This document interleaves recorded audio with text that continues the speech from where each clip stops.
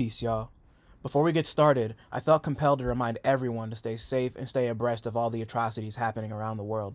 The people of Palestine, Tigray, Congo, Sudan, Haiti, and countless other territories are currently fighting for their rights and their lives. And if you're choosing to take action, please take every precaution you can. Stay hydrated, stay in groups, cover your face, and please, more than anything, don't lose hope.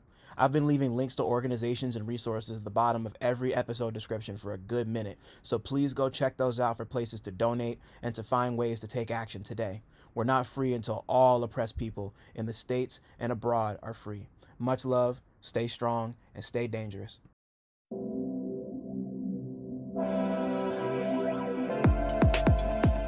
What's good, y'all? My name is Dylan Green, and this is Real Notes, a space dedicated to blurring the cultural and artistic lines between rap and film. I'm here to chop it up with everyone from rappers and producers to journalists and video directors about their relationship to movies and how, if at all, film inspires their craft. My guest this week is Peckham, London-based rapper-producer Jadasea. We spoke about the importance of categorizing projects, his love for sci-fi and anime, American Gangster, Interstellar, The Matrix and Animatrix, starting his career with King Krule, approaching 30 as a rapper, joining up with Mike and 10K, and the creative process behind his latest project, Too Many Tears. Come fuck with us.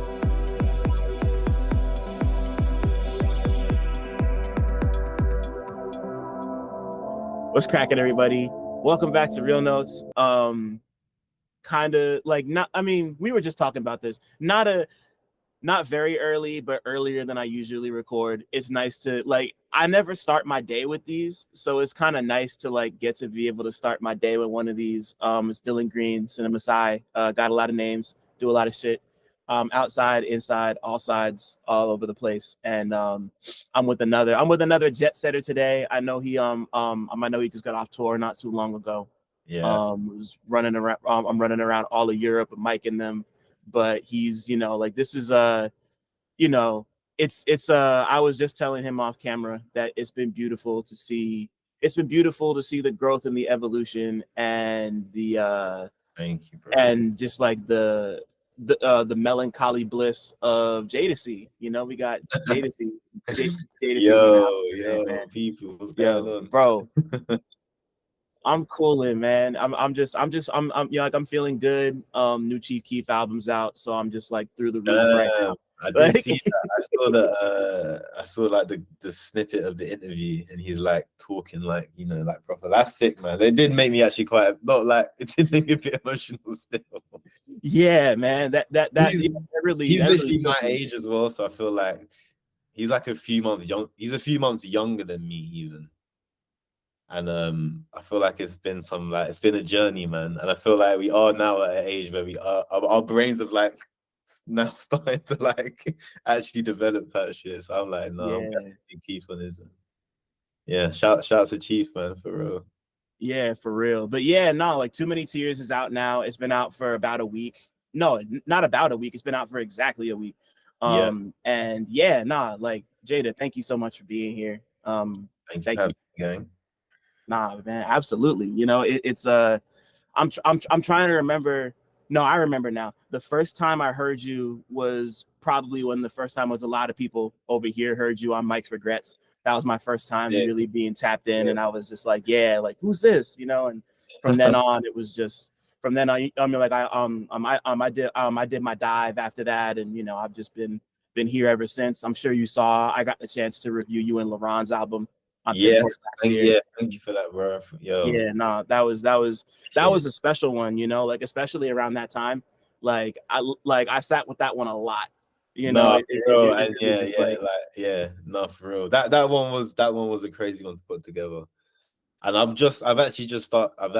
just now kind of finishing volume 2.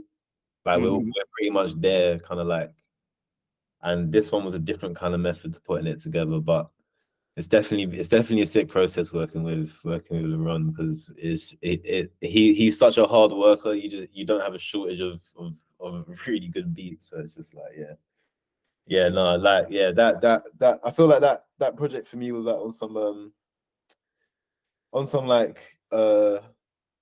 trying to do some more mixtapey kind of shit. Do you know what I mean? Lot of features, lot of you know what I mean, beats and bars and just like doing shit and just putting it out type shit. But yeah, man, no, that was yeah. Yeah, I like that vibe for you, especially because a lot of your projects tend to be so short. Like that's one thing I noticed over the course of the last couple of days when I like really went back and listened to everything again. The corner is your longest project, like by a pretty fucking wide margin. It's like almost an hour, like Yeah. really on some mixtape shit, you know? I feel like it's the separation. Maybe it's just in my mind, but it's a separation of like Too Many Tears or something like that is like me kind of being quite direct with like an approach to it. And there's only so long you can get out of doing that. Like I couldn't stretch it out for too long, but with something like The Corner and like I said, I got volume 2, so I want that to be an outlet for me now to just like get my Cool. shit off and like rap and like, do you know what I'm saying? And like do that shit. And also it's always gonna be melancholy with my shit because that's just how I am. But like I have different avenues in my head of how these kind of projects, and because it's difficult, like I feel like the whole like classification of like an album and a mixtape and a project. See, people just say project now as well. Like that's a whole new one. Just Yeah. I look you be fucking with that shit because I don't even have to like put no label on it. That, but yeah, I feel like that does be difficult for artists that aren't like, because I feel the time we grew up in was like, you know, proper albums and shit, and it took me years to realize that like an album was like a studio album. Like that's what it actually meant. Like an album that's got like 200k, 300k behind it with like mad videos and mad studio budget. And I'm like trying to make like my version of an album in my crib on like 200 quid worth of equipment, and it wasn't happening for years and years. And I'm like, why isn't it happening? But now I'm kind of like realizing and like trying to separate these all things in my head type shit. But Right. And yeah, no, like for me, album, I mean, like on top of like the manpower and just like money and bread behind it, like to me, it was always like an intention thing, you know, like it could just be like, it's time to get serious. Like yeah, that's the album. That was always the album to me, but also, you know, like it's like, but like you, I'm also jacking the whole project thing. I don't know. Cause like that shit means stuff to people. Cause like the difference between like an album, a mixtape, an EP, like what, you know, like there's it's not always, I don't know, like I'm still of a mind where that stuff means different things. Like I'm not just gonna call like maybe I'm being too much, but I'm not gonna call a mixtape an album. I'm not gonna call it EP. I don't know. Maybe I'm too caught up in it. But you know, that shit means stuff. And I think that's what it is at the end of the day. That's what, you know, it's like artists being sensitive about their art type shit. Right, bro. And I wanna dig more into all of that. But before we do, I want to ask you the first question I ask everybody who comes on here, which is what was the last movie or TV show you watched that you had a strong opinion about? Okay, so the last thing I watched just in general was now I've even forgotten the name. I have to the Adam Sandler shit on Netflix. The basketball one? No, the sci-fi shit. You seen that? Nah. Bro, wait. I think it's called Spaceman, bro. But I don't want to say that. Oh, the one where he's like the astronaut and like alone on the. I don't want to spoil it for no one, but yeah, there's like a spider, but you don't know if it's like. Right, I saw the trailer. I haven't seen the movie. Yo, low key, no, that's not spoiling it. That like appears like quite early on the spider, but like that shit was fire, low key. Yeah, I watched that like last week. That shit, that was fire. And I rarely like get through a whole film nowadays just because I'm like my attention span is dwindling. Like I'm sure everyone else's is, but yeah, no, that was hard. Yeah. Hard. See, I don't remember when the trailer dropped, but I saw it, and like I'm always interested when Adam Sandler gets in a dramatic bag because he doesn't do it super often anymore. It's like he'll do like an Uncut Gems and then just like go back to making like he'll go back to making like 16 That's My Boys, and then he'll put out something like this, you know, like. But it's hard because he does have them. He does have the moments of like the Adam Sandler pops out, and it's like a little comic relief type shit. But it's actually an ill film. It's actually an ill film. Like, yeah. And I think like sci-fi in general is like kind of my bag. So anything like if it's like comedic sci-fi or like thriller sci-fi or like cerebral sci-fi, I'm kind of into that kind of like, I don't know. That's what I'd be clicking on. You know how Netflix be showing you the thumbnails and shit that they want you to watch? They Maybe show me man space shit and shit like we'll have one spaceship in it. I'm like, come on, man. Yeah, I mean, like you can't go wrong with sci-fi, like ever. To me, it's like because like sci-fi is so broad too. It could mean like cyber futuristic shit. It could mean Yeah, like it could like it could mean anything. Like I like post-apocalyptic, like that all comes into play really. Like all that, yeah, that's my bag. Like I think as a young I watched Day After, not Day After Tomorrow, I watched Independence Day and Day After Tomorrow. Low key, that shit fried my head.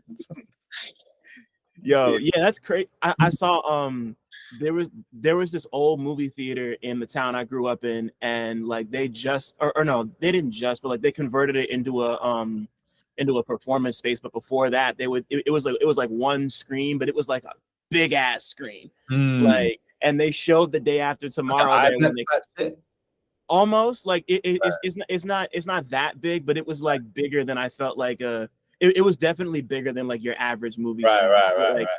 But like I saw The Day After Tomorrow there, and it just like it shit fucked me up. I was because like we live right outside the city, and you know like there's like that's actually extra crazy. because like the scene with like the big wall of water hitting the Statue of Liberty, and then like everything free, like I don't know, that's like, you know, like it was only one. There was like one scene where London freezes over. I just remember that shit like that. I feel like the UK like froze over first because it's mad cold over here type shit. I was like, damn, bro, we're just gonna freeze to death. That's nuts. Shit. Yeah, no, like that ecological disaster stuff really fucked me up as a kid. I don't know why. Because it was that, and then when completely or not unrelated, but like when the Batman came out, I think like 3-4 years ago, I saw that movie in New York City at the AMC or because like I go into Penn Station whenever I come into the city. Right. So like I saw there's the scene at the end of the movie where like the whole Gotham floods, and it's like right at what's supposed to be Madison Square Garden. I saw it at the AMC outside of 34th Street. So like it was just like it was like the worst place because like I leave and I'm like, bro, low-key like going to America for like a foreigner is low-key like flying into like a Hollywood movie like a lot of the time. And I've only ever been to New York and LA, so both of them are like, you're like, bro, what is this? Like, I'm literally flown into a fucking film set. In LA, you actually have flown into a film set, but in New York, you go into Times Square, you're like, damn, yeah, I've seen this get destroyed in about 1,000 films. Aliens take this shit, it gets fucking comets, it gets blown up. I'm like, yeah, I've seen it all, bro. Right. Yeah, nah, it's pretty bizarre like going to a place like Times Square for the first time, and like because I mean like 80% of the people there are like it's their first time, and then there's another 20% who are just like trying to cut across to like wherever they gotta go. Like everybody who's like from the area hates Times Square. You know, but like low-key the first time I went there, I was cooking how like low-key ghetto that shit was. I was keeping my eyes on the streets. I was like, I'm gonna get robbed out here, man. I'm getting out here. I mean, I feel it. Oh, before I forget, back to the sci-fi tip.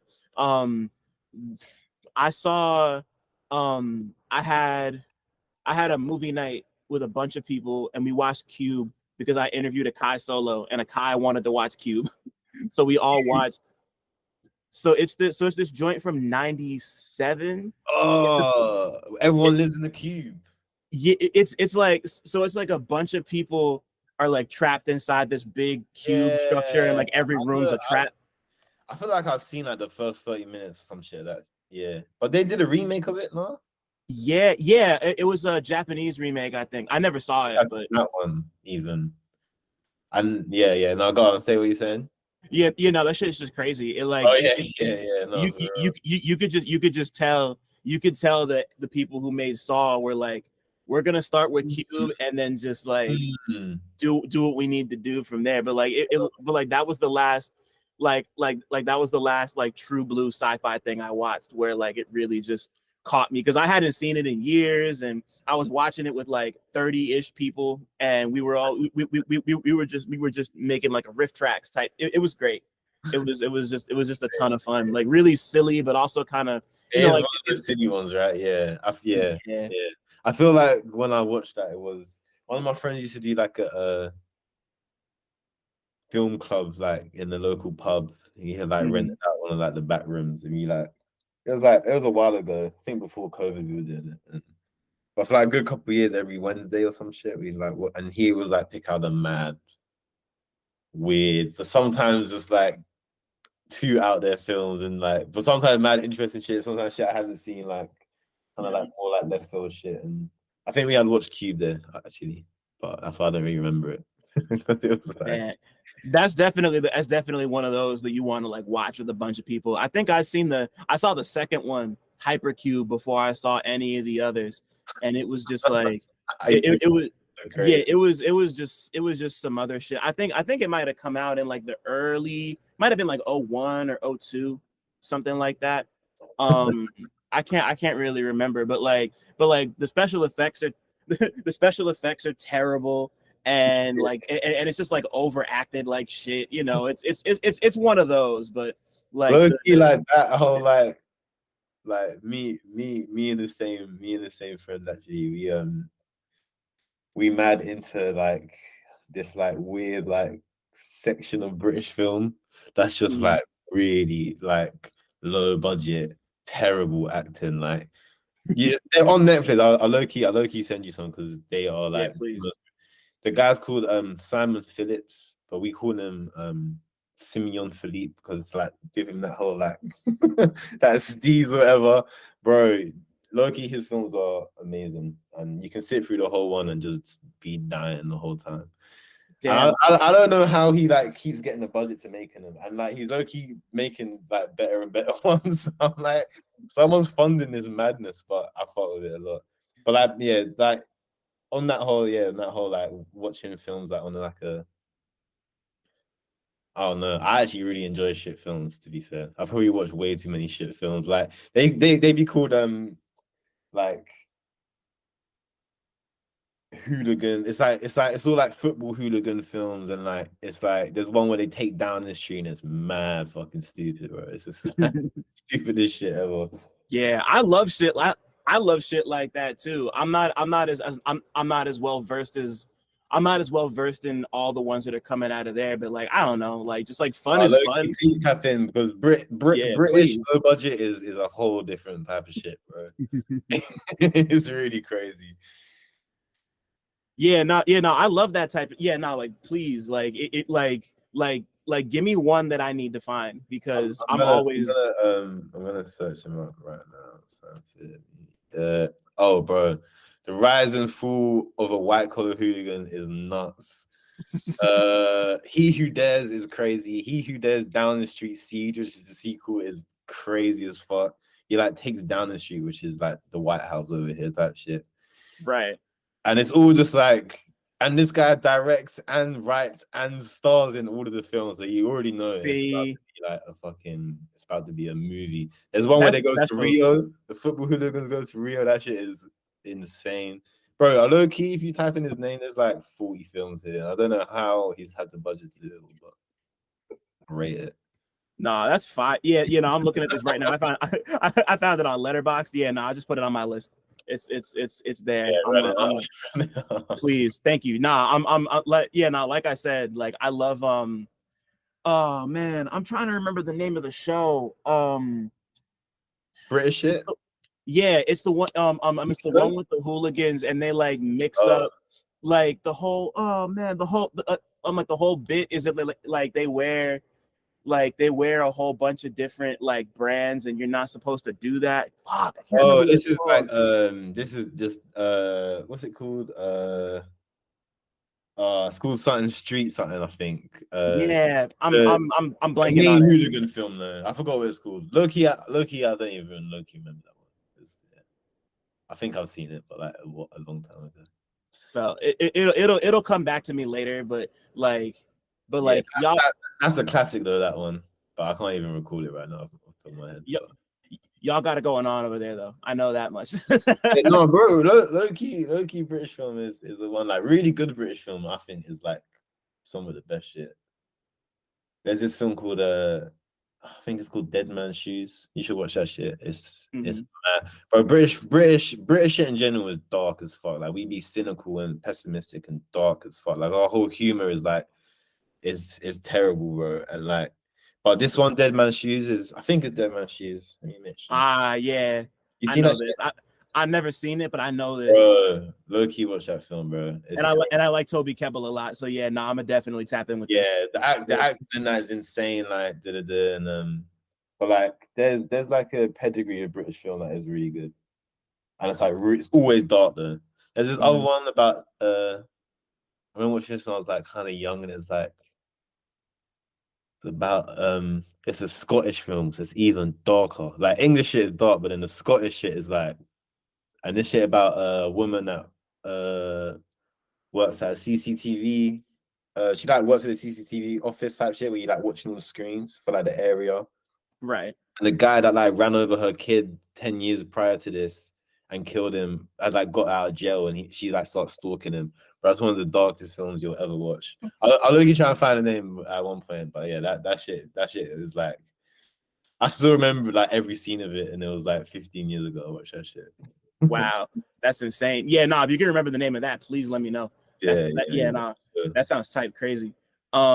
So like let's run it all the way back with you. Like, what's the first movie experience you can remember having? It could be at the theater, it could be at your cousin's house. Like the very first thing that comes to mind for you. The first thing that comes to mind is me and my brother in like the VHS era. We Mm-hmm. had The Mask, and like we watched that so much. Yeah, there was a point where if there was like a long car ride, me and my brother could recite the whole film back to each other, like line for line. I'm not even joking. Like maybe like the first 25 minutes at least, like we could like do the whole film. We just watch it so much. That's always like the first shit in my head is The Mask. Jim Mm-hmm. Carrey Mask. Um, yeah, I can't even. I'm trying to think what else. Yeah, no, like that. I mean, like that's iconic enough. Like that was. Yeah, no, I feel like if you were a child anywhere from like the 90s to the early 2000s, that was Yeah, just like a yeah, staple, yeah. you know? And it was like them times where obviously now you have so much access, you watch anything, so you wouldn't ever need to watch shit over and over again. But where you only have so many videos, maybe, or like we just rinsed the shit. I don't know why. We obviously fucked with it as well, but we just rinsed it out, and yeah. Yeah. Yeah, it's really just one of those. Like I see, I'm realizing now that I've never watched the whole thing front to back, like as an adult. Like, cause like No, in my neither. head, Neither. I low key don't want to because it was sort of it already triggered some mad shit. I'm I'm like, sure, yeah. Yo, like, cause yeah, cause like I'm only getting cause there's like blotches. Like I remember certain scenes, like the one where like the mob boss puts it on, and like the right, one where I yeah, think yeah, Jim yeah. Carrey first tries it on, and like I mean like I don't know, and like cause I do know when I was in college I learned that like it was based on a comic, and I got to read some of the comics, and like the comics are dark, like them shits Right, are yeah, fucked up, yeah, and like yeah, yeah. Because like like that I remember mask thinking did about crazy shit. Like that's what it was yeah, about. But like, yeah, no, yeah, yeah, no, yeah, it's no, low they key agree. sanitized it for the movie, man. Yeah, It was for kind of sure, wild. for sure. I'm Um, trying to think what other early films I was watching. On some kid shit like Toy Story. I'll fuck with Toy mhm. Story or the Love Toy Story. um Bugs Life. Remember Bugs Life? That shit was good. Yeah, Uh, Chicken Run. You ever watch Chicken Run? I love Chicken Run. That was one of my favorites Yeah, coming me and up. my brother rinsed that shit out as well, low key. Yeah, I still got to see like the shit, like those I'm ones sorry. were kind of the tough ones. I Oh, still got to see the new one because they put out a new one yeah, I haven't watched. last year. I actually tried to watch the new one, but I'm not fucking 6 years old anymore, unfortunately. But I'm thinking they made it for us because I'm like, who? I don't unless the kids are like trying to tap back in. But I was Hey. gonna say Atlantis as well, that Disney one or some Disney. Ah, the Lost I was on Empire, mine with a lot still. underrated, man. No, for real. Yeah, So underrated. Yeah, nah, I got the DVD back at my crib, and I mean, like every time I'm home, I look at it and I'm like, I want to watch that, and then I never do. but it's time to run it back. I loved Atlantis coming up. I was like mad more people weren't fucking with Atlantis because I would have liked more. I don't know, like it just looked cool. Yeah, Like no, the that concept was was it. tight. That was like, yeah, it was a good Disney. Good, is it Disney? I think it's Disney. It's a Disney movie, yeah. That Movie. was that was like one of my first introductions to like anything steampunk too. So like it Ah, was, yeah, you know, yeah, like that just like whole that like, whole yeah, concept was like super ill to me. yeah, no, it's dope. It's dope. It's just Um, so good. yeah, I think, yeah, just general shit. I probably just watched the same shit as it. Yeah, nothing. Yeah, nothing. And then TV wise over here, we got like a bunch of shit you probably have never heard of, like Teletubbies. You ever heard of Teletubbies? Of course, yeah. No, Teletubbies was huge in the I States. think you got that shit in Yeah, America, yeah, right? yeah, Bro, that yeah, shit yeah, just seems so English to me. I'm like, there's no way. Maybe it's even American, but I think it's English. The way it's made, it seems pretty English. yeah. Yeah, because I mean, like the one thing I always remember is the baby in the sun, the Yeah, vacuum, and the custard. yeah, I never understood the custard aspect of it, but like I'd see them put it in the bowl and just be like yeah. custard. You know, you just get it. I don't know. Weird. They were doing some kind of mind control with that shit because there's like weird episodes I remember more than others. And I'm like, when some like government programming in there. I don't know. Right? That's funny as hell. So like as you get older and you start having more life experience and just like your brain starts to expand, was there a movie you remember seeing that kind of caught you off guard and was like a something that really connected with you in like a emotional, artistic, or spiritual way, like a capital M movie, like something that really just stood out to you as Mm, like this is a movie, like for the first time, or like the earliest example you could think of that.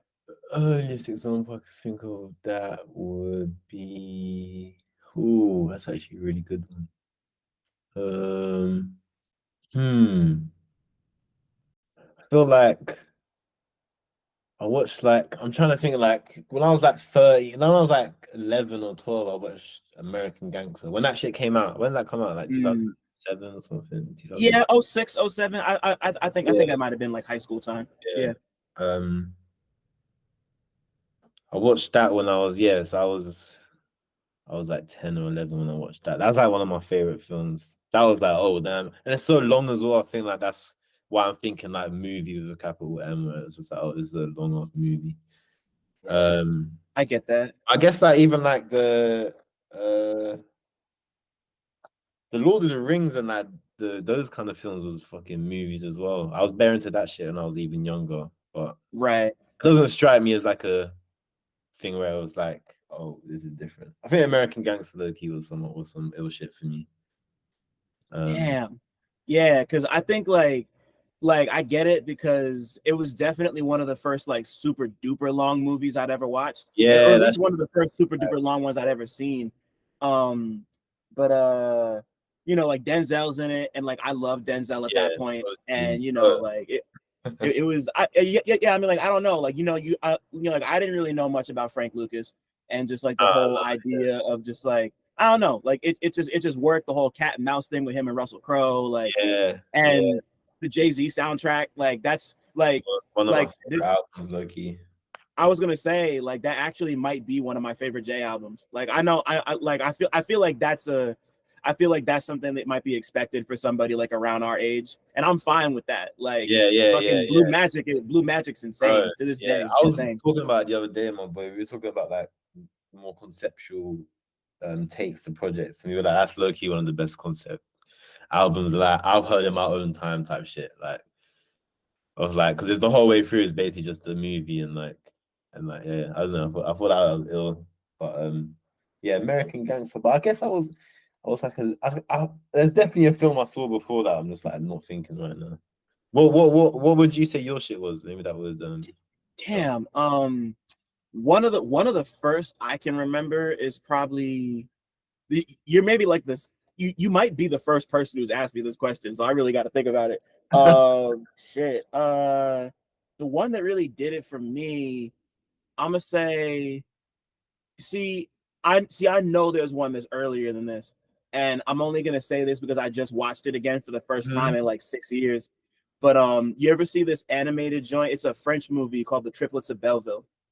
No, can't say I have. No. So I mean, like this. So it came out in '03. So like I must have been like 11, but I didn't Right. see it for the first time until I didn't see it for the first time until maybe I was in college. The only reason, because like I heard about it because I saw a trailer, and it's like, so like the guy who made it, he's a writer director named Sylvain Chomet. He's like a French animator, and the movie is about these three like jazz era like lounge singers who like get older, and help this other old lady who has a nephew who's like he's trying to ride him the Tour de France, and he What's it gets called? kidnapped.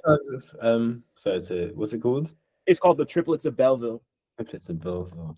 It's yes. So like the kid who's trying to ride in the Tour de France gets kidnapped by a bunch of mobsters who are using him to like ride in this like illegal gambling ring, and they like so like the thing about it, it's This like shit the anime. looks French.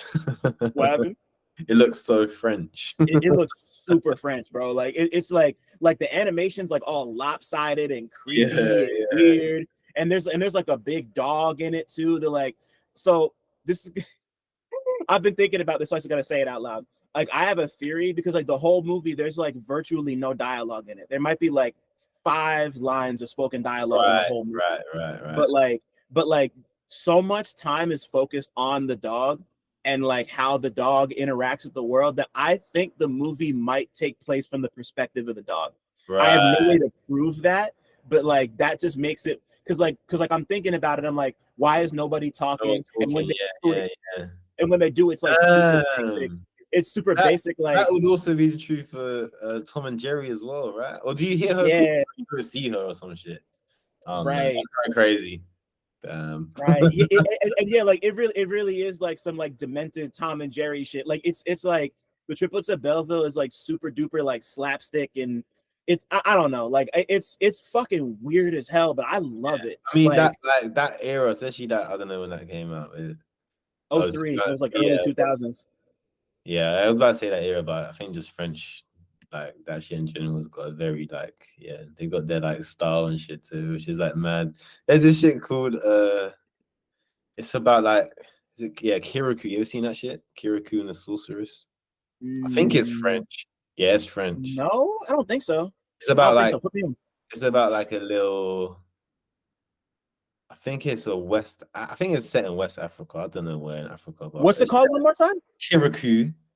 Kiriku or OU or Kirikou the Sorceress, I think. Low key, the shit kind of like Ooh, this looks it's hard. hard as fuck, bro. It's hard as fuck, but it's on some like European shit. Like, not Oh, this looks crazy. it's hard as shit, but on some like like obviously through a colonial lens or whatever, or through like a European lens. Like, it's Right. kind of it's a little bit like alright, but as a film, that shit is hard, and the animation is mad funny though. It doesn't be like running around, but the way he like runs around and shit is mad funny, bro. But that's some French That's shit. That's definitely some French shit. all right. Yeah, nah, like you just put me on. Never heard of that. Added to my list too. Yeah, Yeah, yeah. no, that's because that type of shit. Oh man, I'm already forgetting the name of the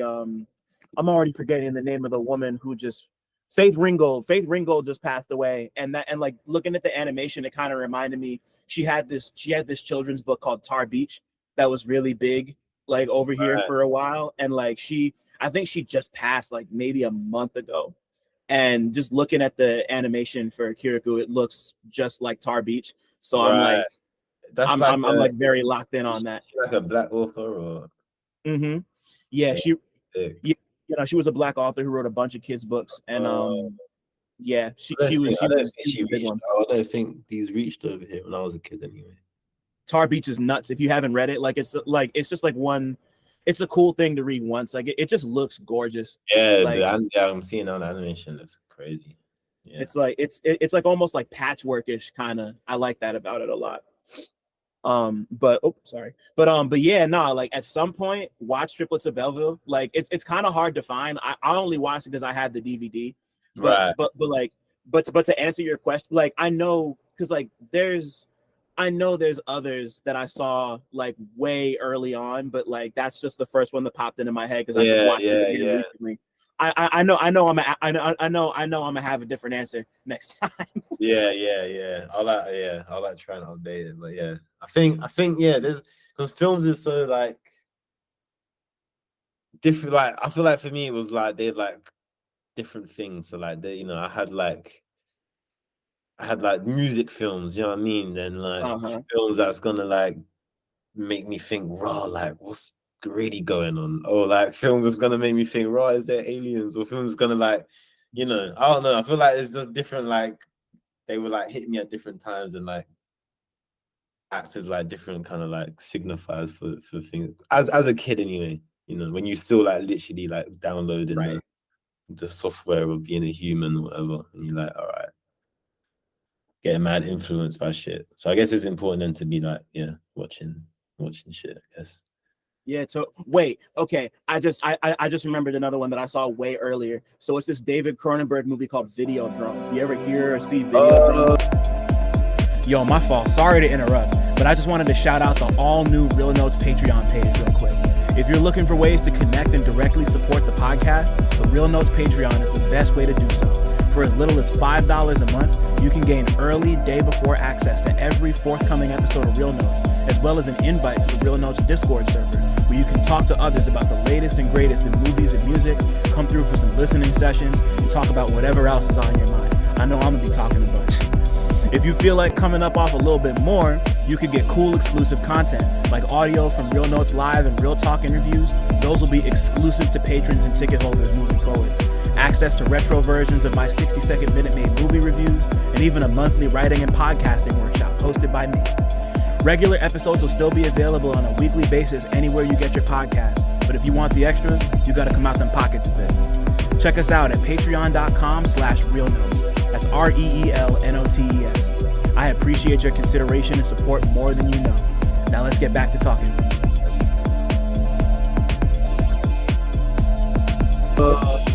Man, that one, I think I've seen that one. That one's fucked up. That's the guy that the TV is his head or something. So he finds this like public access channel Yeah, that shows like a whole bunch of like snuff films and shit. yeah. And also the guy who's in it's James Woods. Fuck him. Fuck that nigga. He's awful. I hate him. Hey, But yeah. But that movie's fantastic. It's so good. It's like shit. One of my friends was like very like, yeah, he loved that film. Yeah, I'm a big Cronenberg guy, and that was like the first of his movies I ever saw. Like it might have been like that and The Fly, low key, but like Videodrome was one that really like that was a headline. What's The Fly? So The Fly is it's a movie about a scientist who like makes this teleporter machine, and he's trying to make it work, and then like a fly goes in, and like the way it works, it transmogrifies DNA, and he goes in there with the fly by mistake, and he kind of like merges with the fly, but then starts turning into I don't think I've seen that one. That movie's heard of it though. But Videodrome is a nuts ass film. If you watch that as a kid, then I pray for you. Yeah, I was like a teen, I wasn't like a child, but I was, like I wasn't. I didn't in like my early 20s or some shit, but that fried me then. So I'm like, yeah, right. I had no reason watching no Videodrome at like 14, 15, 16 years old. Yeah, that shit is nuts. It's also you seen that the Japanese film called, I think it's Tetsuo, the Iron Man? Yeah. I love Tetsuo the Iron Man. So I feel like that shit kind of remind me of like a similar avenue of just like some, I don't know. I don't really remember Videodrome too tough. I just remember like the idea of it. But yeah, just the idea, that whole like kind of concept is kind of creepy. Yeah, because the bit that I always remember, like there's a scene where his hand turns into like I don't know how else to describe it, but like a tumor. Like it turns into like a tumor. It's got like the gun in it. And he's like holding it, like, because then there's that, and then like of course in like Tetsuo the Iron Man, like just I love like I'm a sucker for practical effects. I love the way they look and like the science and the behind the scenes shit, and just like the way Tetsuo the Iron Man, just like the way the whole thing develops, and like at the end, it's just like a mass. I love shit like that, man. It's just like it just captures my mind. I don't know, like You had watched that like when I was this is like 7, 8 years ago in there's an area called Waterloo in London, and they had this like Japanese pop-up cinema where it was like you like sat down and like, but like we had all rented it out, and like they put Tetsuo on, and we were all like smoking in there low key. We shouldn't have been smoking in there. There was like a bunch of us in there like watching Tetsuo just on some like on the ends board shit. That shit was low key mad funny, because if anyone would have walked in, they would have walked straight out. That shit, right? Yeah, man, in there smoking up, like watching this weird ass conceptual Japanese film. That's so tough. I love stuff.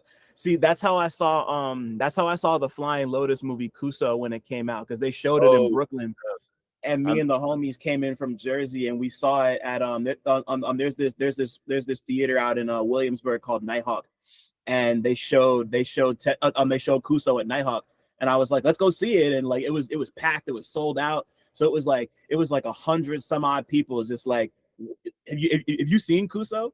no, I haven't seen it. I haven't seen it. So go watch Kuso, Yeah, because yeah, Kuso is fucking insane. But like it's like nasty, like it's like a Flying nasty Lotus. anthology type of thing. Flying What is Lotus it? film, you saying? Yeah, Oh, sick. Oh that no, was I don't know how this. I haven't seen it.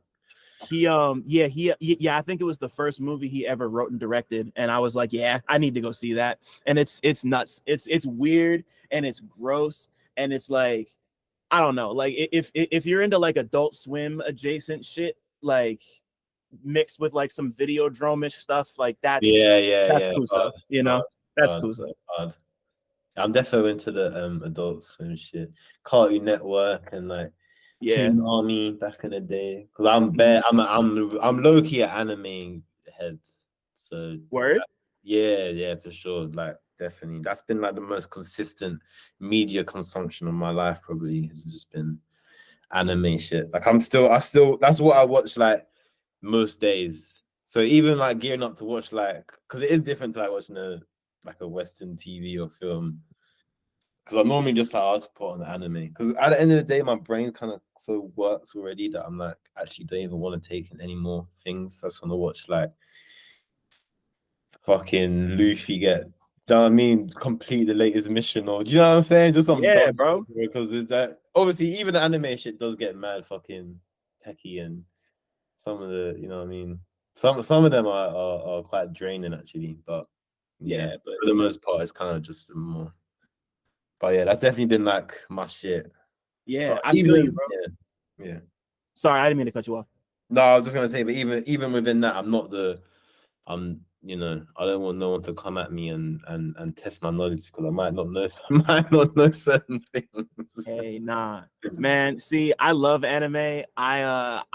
But like, I'm not caught up on One Piece, so I'm not even gonna try to talk No, about no, One Piece. I'm not caught up either. I was literally trying to catch up. Like this has been like a lifelong watching that I've like been off and on since I was like 8. So yeah. Yeah, man. I feel it. Yeah, nah. Like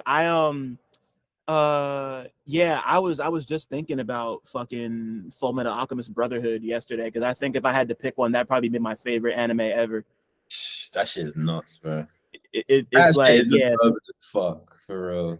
That yeah. shit is disturbing as fuck. That one particular, I don't know what I don't know what bro, because it's the same shit, right? One's a film and one's a series, I think. No, there's two different series, and one of them, the first one, like, it tells its own story. I think like about 40% of the way through, it just branches off from the manga, and then Brotherhood is just like a beat for beat retelling of the manga. Okay, I Um, think I've seen Brotherhood, but I'm not actually sure now. But that shit, I yeah, that shit dark and Yeah, it's real dark, but like I love the relationship between the two brothers, and fucking yeah, I love everything with like the state alchemists, and yeah, I've been like, I saw somebody mention it on Twitter like a week ago, but just the whole everything with like the state alchemists and like the Ishvalan rebels, like that's just like Israel Palestine, and like I'm just like, okay, now I gotta go watch Full Metal Alchemist again, like god damn it, yeah, like, you know. yeah, man. I mean, yeah, like yeah. When there's a conflict that like kind of like big and like is ongoing for so long, I feel like it does seep its way into like you see how people be saying how what is it, Magneto is Malcolm X and Yeah. okay, I'm like, okay. Well, you know, but you can interpret it that way. I don't know if Spike Lee, is that Spike Lee? Oh, No, not Spike, Stanley. Stanley. Stanley. I don't know if Stanley meant it like that, but if he did, that's kind of hard still. Yeah. Yeah. Yeah, nah, and I gotta catch up on the X-Men show too. I think I might be like 4 episodes behind. I I, I I, didn't I, know there was a going on X-Men shit. That's crazy. That shit's still unfolding. yeah, yeah, no, they brought it back on Disney Plus. It's Hey, X-Men 97. They just like brought back the hey, old one, and right, damn. it's like it's a really cool story. I just think it looks like garbage. And I feel Right. terrible saying that. I just think it like I just think the animation and the whole aesthetic of it just looks Yeah, really bad. bro. That low key, like all that Marvel shit, I haven't watched. I haven't watched any of the Avengers films, I don't think. Like I haven't watched. I watched the first Iron Man. Now, even the first Iron Man, I was like, low key, not feeling this because I grew up on like the first Spider-Man, first X-Men. Like they were hard as fuck. Like I feel like they Yeah, was a different gravy. Like Blade, bro, that's a different gravy to all this new shit and bad new shit. definitely. Shit matter all, but like, yeah, I'm not fucking with the Marvel shit. Oh Too man, tough. I was like up until maybe like 5 years ago, I saw all the MCU shits. Like I would like go to the theater and watch all of them when they Yo, and came it's out. like it's so Like much as that's well. And at one point, yeah, like yeah, like 5 years ago, that shit just seemed like it was just constant, and they're all yeah. connecting, and you gotta wait after the credits. I'm like, oh my Hmm. goodness. I'm like, my mum be watching that shit in the crib, and she be watching like the series that's like connected to it, and I'm like, bro, this shit looks terrible. Like I don't even know Yeah, why I'm watching this. yeah. Nah, it's some of it. Yeah, like after a while, like the quality just dipped, and I was like, Yeah, it I'm was looking like but good TV shit. I'm like, nah, man, right. you can't be. But like they're about to hook me back in with Deadpool. I'm excited about Oh, the they new bring it Deadpool. back. That's hard. Yeah, I think out here it's coming out in July. I'm pretty hype about it. On some like dark, gritty shit, or some like adult watching shit. No, it's just gonna be like, like Deadpool is like the self-aware funny dude. So like it's like light vibes, and Wolverine's gonna be in it too. They're bringing Hugh Jackman back to be Okay, Wolverine again. So okay, like okay. it's Yeah, I think I watched one of the Deadpools, and even yeah. No, you know what? Yeah, because I still watch anime, so I'm not gonna say I'm like I've maybe like got too old, but like yeah, it just stopped. It stopped working for me. I used to actually yeah, fuck with the Marvel shit a lot. Like yeah. yeah, I feel like they just took it too far, man. No, I get it. It's Yeah, yeah, yeah. yeah, like I said, I definitely had to pump the brakes for a while, and like I feel like I'm like off it enough that I'm ready to jump back in again. Feel Like you. one of I feel you. I might do it. I might just binge the Avengers real quick and just catch up. yeah, Actually, it was yeah, crazy like when Thanos was ending the world. Like everyone was talking about that shit, bro. It was like the fucking, you know what I'm saying? And I was just like, yeah. what's going on? Yeah, yeah, nah, like that was one of the last times I remember like a movie caught everybody's attention, and I remember where I was when the snap thing happened. It was everyone I knew was talking about that shit. It was kind of beautiful, you know, and it's crazy that it already feels like it happened 20 years ago. For But real. For real. shit. But before we get too off track, I want to also dive into the music shit. So, like for you, when did music kind of become? When did that become capital M music for you? Like, not even in terms of like making it, but just like when you first became like fascinated by it and like knew it was something that you fucked with, even outside of like I want to make it. You know?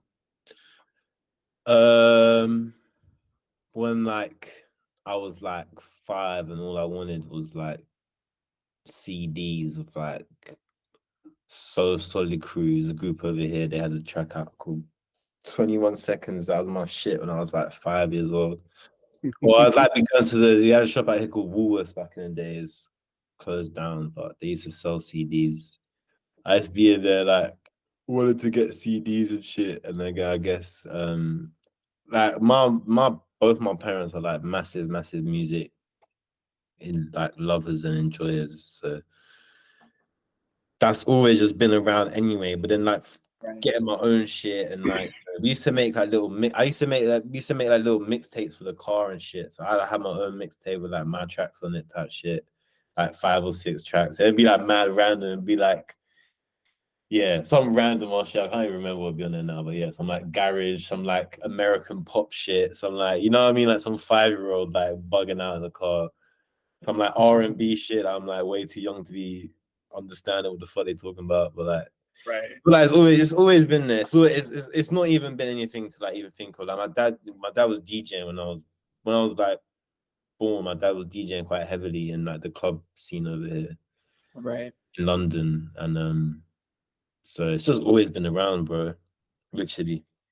That's tight. And yeah, I know. And yeah, I know your dad also used to run a rap magazine out there Yeah, too, right? Touch yeah, magazine. yeah. He used to run a magazine called Touch Mag, Yeah. and that shit started in like '93. It ran till like 2001 or some shit. But well, that's when he left anyway, I think. But Right. Did he yeah, start it there was hip or hop. Like, it's like we had all the promo CDs. We had all like the promo, like bare, like mad, like bare shit. Is just like in the crib and like a lot of rap shit getting played. My mom, like my dad, like was working in that shit, but he is DJing house. So he's mainly playing house. He did have some ones he used to fuck with. Like he used to fuck with like nothing but a G thing and like lot like Slick Rick and like couple more like old school like rapidy rap shit. But my mum is like a Jay-Z head and she's like on bars like she be like knowing you know every lyric in the College Dropout album. Like she's like tapped in on the rap shit. So yeah, no, just just in general, yeah. They're just my parents and even wider than that, like my wider families, everyone you know, I got uncles that was building sound systems out here, and I got cousins that are crazy at rapping, and cousins that are crazy at producing, and just like a musical arts family. But London is like that, bro. If you like black in London, like it's low key like so much part of your culture. right? Whether you're West African or Caribbean kind of shit, and that's like the main 2 groups out here. Obviously, there's a bunch of other black people out here, but I feel like it's just a part of yeah. I can't yeah. I think it's just the same for everyone. It's not even like a special story. It's just kind of like the same shit. Right. Yeah. Yeah. No, like yeah, no, like it's a diaspora thing for sure. You know, Yeah, like it's like just just like like music in the crib, like you know whether it's music at church. Like I knew a lot of kids that I look at some of the illest instrumentalists I've ever met in my life were before I ever got into like the music thing myself. It was like in school, and it was like youths that were like going to church and they were like 3 years old and playing the drums, and they're like all the bass, and they're like super fucking nice, or keys, and they're like super nice. Like even to this day, I low-key be trying to find some of my man from school. Like I be searching out like, yo, where is he? Because he was like the illest drummer I ever met, or because yeah, I guess it's just part and parcel. And whether you whether you survive like the kind of like systemized, whether it's school or whatever kind of like thing you have to go through and then end up making music as like a living. I think that's like the main task to get through, because I feel like they be trying to kill your creative spirit in these kind of institutions, and maybe not in definitely. like a malicious way. Not every teacher is gonna tell you, oh, you're gonna work in McDonald's and blah blah blah. But some of them really did say that shit. You know what I mean? I've even seen some shit on the internet recently. People like, nah, these rappers are lying. I'm like, bro, I've got stories, bro. I could tell you mad stories. The teachers literally telling you, yo, you ain't gonna be shit. So Yeah, no. yeah. That shit is very real, man. Like and just like everything you just said, like between just like being like I can't tell you how many like music, not even just music heads, but just like people who play music, like I got to like see and be around and grow up with, like just like not even like older, but like my age, you Mm-hmm. know, like just like it's like being inspired by people, but also like, you know, like even, like even if nobody was coming up into your face and telling you like you're not gonna be shit, like it's just, like just like generally being stuck in a thing like a school system will make you feel like it'll just make you feel like the world's only as big as that school, and then Yeah, you yeah, leave. and and if it's like a deprived area, whether that's socially or economically, that's it quite quickly becomes that kind of like, I don't know, crabs in a bucket or crabs in a barrel mentality of like, Definitely. yeah, just like, yeah, it's difficult to get out. So I feel like, yeah, so I feel like Yeah. if you do get out and you manage to do music, it's like it's crazy, and you manage, yeah, because I feel like that spirit is in everyone. It's just whether you like manage to like keep that shit alive, and that's Right. really situational, bro. Because you could want to keep it alive, but life just ain't letting you do that. Because you gotta go pattern up, you gotta go sort shit out. So Yeah. Nah. Too I'm real, always man. Yeah. grateful. Well, I'm always like, damn, bro, because there's people way more talented. Basically, what I'm saying, there's people way more talented than me that probably have got to just work like a normal job now or some shit type shit. You know what I'm trying to say? Yeah. Like, Totally, bro. Like, yeah, nah, like I'm grateful because I had a lot of support and a lot of encouragement from like my family and teachers and friends, and like it wasn't easy, but it yeah. certainly No, wasn't and like I definitely did as well. I'm definitely not yeah. trying to come off as the Right. Yeah. I get you. hard I off. get you. Like, no, my family mad supportive, and like all my friends and Yeah. everyone mad supportive. But in general, the schools I was going to were like quite bad schools. So like teachers Mhm. was low key sometimes getting frustrated with certain individuals, and maybe would let them know if they kept on this path, they're gonna end up in certain fast foods franchises. And there's even nothing wrong with working in any of them places. Bro. Like, Yeah, not no, to be about employment at all. I'm like, bro, go get it how you can, and right. Yeah, do what you got to do. respect the job however you want to do it, bro. You're gonna get fired, you're gonna leave, innit? Type shit. Right. Type shit, bro. um oh, sorry, I lost my train of thought. There it is. So like like as so like once again, like you start to get older and you make it out the system, you make it out the school system, and you're Yeah, just kind of dropped moving myself out of the school system. moving so like moving through all of that. When did you first decide that music was going to become more than just a hobby for you?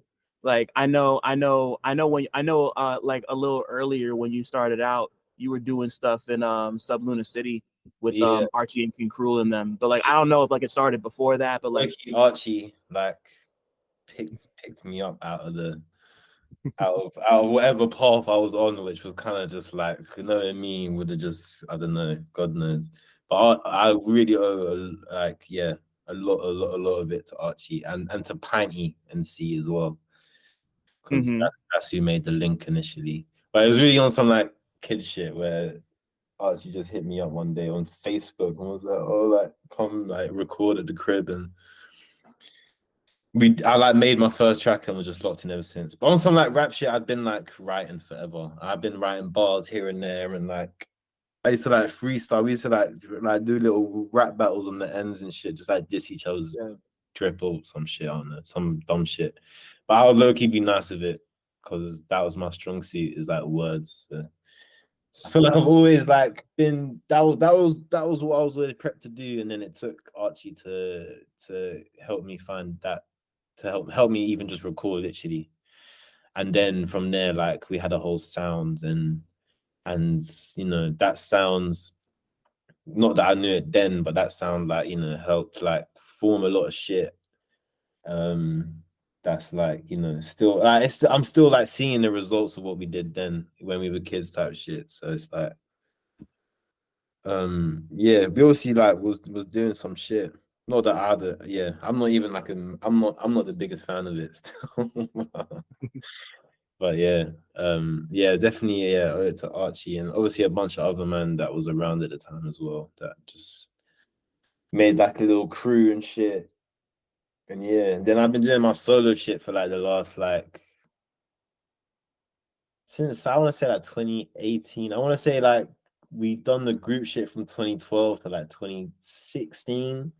Then the shit just halted. We like all kind of like not fell out, but kind of fell out a little bit, and then I like kind of gave up for a couple of years. And then low-key, I met Mike, and Mike was like, if it was like a timeline, it would be like Archie like just finding me just being like a random kid.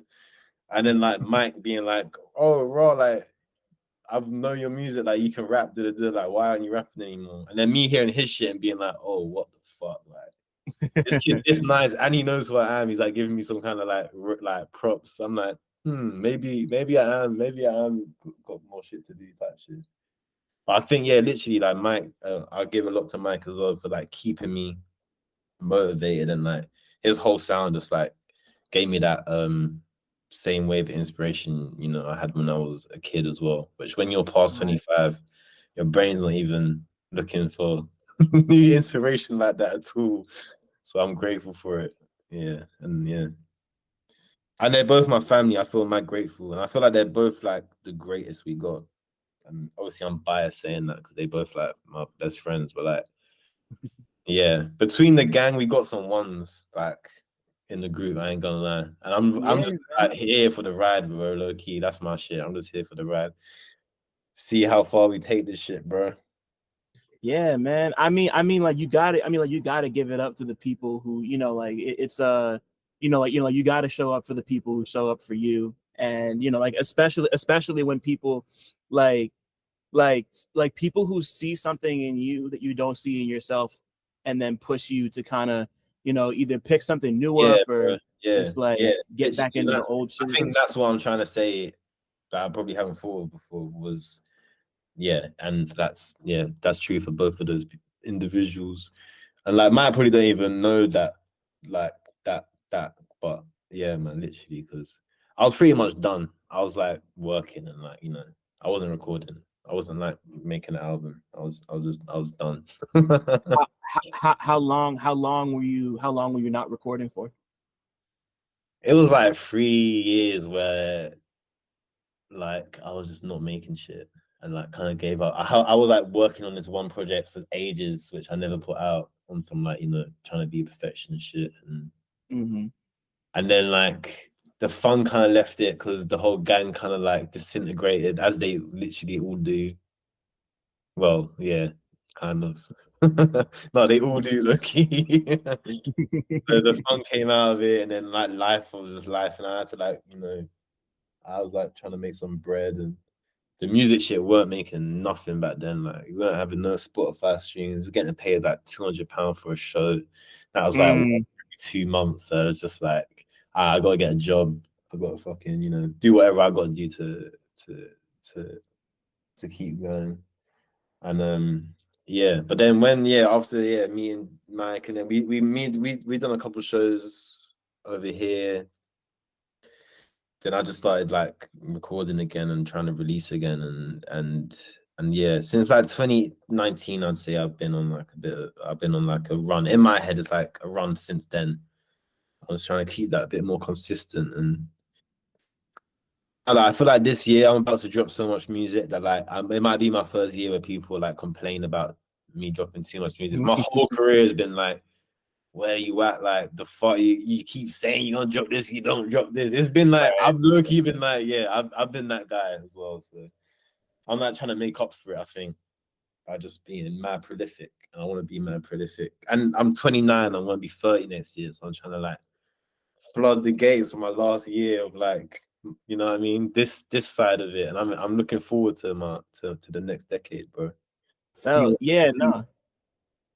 Yeah, nah, please, because like, I mean, like speaking, like I'm 32. I just turned 32, like not even 2 months ago, and like, yeah, it's cool over here, man. I'm fucking with the I'm 30s. seeing it, bro. I'm seeing all like the literally glow up. I'm like, all right, I'm low-key waiting for that. I need that right now. 29, 28, mad awkward, bro. I'm like, oh, I low-key hate this shit. Yeah, it I don't want to sound crazy saying it, but like your 20s really does just feel like another. It really does just feel like puberty 2.0 in a lot of Yeah, ways. bro. Like not Yeah. not even so much in terms of like bodily changes, but more in terms of just Nah, like like perspective emotional and change. like, yeah, Definitely. for sure. Big time. Yeah. They say your brain only like is fully developed. Like, I mean, the age keeps getting older, and especially for men, they're like Maybe it never develops for men. Maybe that's the fucking trick we've all been missing. Yeah, because the one I always hear is like your brain stops developing at like 32, 33 or whatever, and I don't know. I feel like Like you're almost I feel like pathways are still opening and shit. I don't know. That's just me. well, for real. But yeah, I'm happy. I'm happy you brought up 2019 kind of being the time when you felt like your run started, because like that's when Half-Life dropped, Yeah. and you know like and you're like I feel like it'd be wrong to call it your I feel like it'd be wrong to call it your debut solo project since you've been making music before No, it's that. definitely my debut solo project, 100%. Yeah, Okay. 100%. There isn't a solo one before that. Yeah. Okay, Yeah. cool. So like so like I mean like of course like a lot of it's co-produced by Archie. So naturally there's a All lot like produced fully by Archie, and I'm just rapping on it type shit. got you. Okay. I don't know why I assumed it was the other way, but either way, you know, like of course, like he's on production, so like there's so you know like that sound is already just gonna be there because it is. But like I also kind of like re-listening to it yesterday, the first thing I thought was just like this really reminds me of like it's like that Portishead and Rat King like all together, Mm-hmm. kind of like that's Yeah, that's that at makes least how yeah, it feels to me. that makes I hope I'm not no, trivializing that it. makes sense because like that's like definitely a lot of yeah, that's the yeah.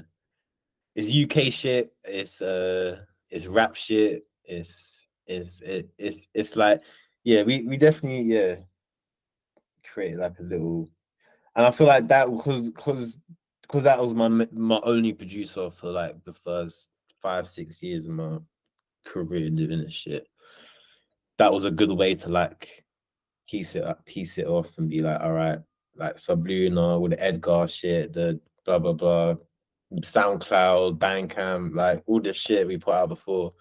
And then like my first like release and like the DSPs or whatever the fuck, and like we tried to make that shit look clean. Like we got a nice video done. Like Liz Johnson Arthur, who's like a legendary photographer out here. Like she jumped on board for the project and like done the artwork and directed the video for us, and like we like tried to do it properly type shit. And that was my first effort, and I think it pulled I think it yeah pulled off. And then since then it's just kind of been a yeah, just me working out what I'm gonna drop next constantly and da da da da da. But I'm like whittling in on it now. That's why I'm saying I'm gonna be mad prolific this year, and then next year I'm gonna like see what everyone was fucking with. Type shit. Yeah. Do some market research. And it's crazy to hear you say like you're gonna be prolific this year, because I feel I mean like you're not dropping like 8 projects a year at this point, but like you got a lot of work already, you know, like you've put out a lot in the last 5 years, like Yeah. you know, like even you know like you know like between like Half-Life and man like I'm blanking on all the names right now It's because I'm yeah, there's like because we done I done like my self produced shit with the folder shit, and then there's right. like Time Will Time will Tell, tell. Yep, just about to say that. Look Alive, and yeah, I'm blanking as well. Corner, the Nissia shit, Yep. Pressure sensitive. Yeah. Mike shit, Old Earth, yeah, yeah. I mean, but it has it. I feel like I have been in like a just creating and living, and that's how it's been probably seeming because that's how it has been, just creating and living. But now, like this space I'm in right now, I don't know if this is video on YouTube, probably can't see it, but I'm in. This is a new studio spot, so this is the first time I've had somewhere I just come to every day and just work. So now the work rate is ridiculous. I'm like, what's that shit? Young Thug be like making like 15 tracks a day. Loki trying to Yeah. get. I'm Loki trying to beat. I'm Loki trying to beat them numbers. So yeah, hopefully this year you're gonna see a bunch more. Even if it's too much, I'm just like I need to do it for myself. I think Right. That's all that matters, bro. How long you been in this new studio? Because you said this it is was pretty new. like a week and a half type shit. Oh There's damn, no that wow. soundproofing on the walls. Like it's just like yeah, it's an empty room. It's like level 1 unit, got nothing in it. Mm-hmm. Wow. I mean, like that's like you said, like not even a week and a half is nuts. Like Yeah. And how like much? everyone on this floor has been here for like 8, 10 years. So I'm like, damn, Mm, like I'm finna be here for a minute type shit. damn, son. That's so beautiful. You know, like you gotta like christen that space. And No, I'm like, for real. I'm For like, I'm real. sure, I'm like, I'm sure you already are. Like, how much? Like, just because I'm curious, how much music would you say you've made in that space at this point? Like in the In the last week week and and a a half. half, I've done like I was literally putting them all on my phone today, and it was like probably like 15 tracks or something. And then the man them have been making shit in here as well. So Mm-hmm. yeah, we're busy, man, and like we can, yeah, yeah. I'm trying to make this like my only thing I'm doing, and I feel like I owe it to myself to do that Right. and to make it actually to make a proper effort at it because I'm like, all right. I used to be thinking everyone was lying to me that I was like nice to this shit. I used to think everyone was just like being nice, and I realized like not everyone was like getting the same treatment. So I was like, oh, maybe I am actually nice. And now I'm like doing so much work. I'm like, actually, no, like you were right, bro.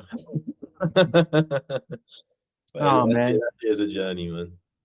Yeah, nah, imposter syndrome's a motherfucker, bro. Like Yeah, bro. I get it. You know, like there have definitely been some times where I've been like, yeah, you're just being nice to me right now. But like Yeah, you get to a certain point and you look at what you've done and you look at like the approach you take and the relationships you've built, yeah, and it's like, you know, like people wouldn't be investing their time in you like that if they didn't really give a shit. Like, you know, like not like I have to remind myself that most people aren't that nice, where they're just gonna invest time and money and yeah. So effort and love. Like you know, it's yeah, but it's yeah, a process. That's the fucked up part. maybe that's some deep shit that like maybe that's some internalized shit. 'Cause maybe I'll be doing that to people. Maybe I'm like, oh, you good, bro? But they sound low key. They look good. Yeah, because I gotta check myself sometimes. Yeah, yeah, You know, like I try to be honest, like, yeah. but it's a, you know, like every once in a while I gotta be like, you can Fine like line it's okay. between like Yeah. yeah, Like you can tell you know, like you can tell people that their shit's not like you don't even have to like be mean about it, but like if it's not for you, it's not for you. If you don't think it's good, you don't think it's good, and that's just how no, it has that's it, yeah. I don't know. Like it could be Bro, tough though, you know. low key, I don't know if you had any more movie questions, but I was thinking one of the films that was like when you said like the films that like kind of switch your brain was Interstellar. That shit low key bust my head. Mm. Yeah, on some sci-fi shit as well. But I forgot to mention it earlier. No, that's cool. I no, because I it's that's such a beautiful movie to look at. Like Yeah, but I think that's more my favorite part of it.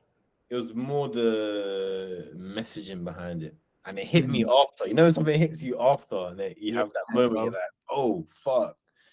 Yeah, that's one of them films for real. I don't know. I don't know what. Yeah, I don't know how that. I think it's just the idea of like, yeah, the universe and shit. I think that's why I like sci-fi though, because that shit is always like the most interesting thing to me.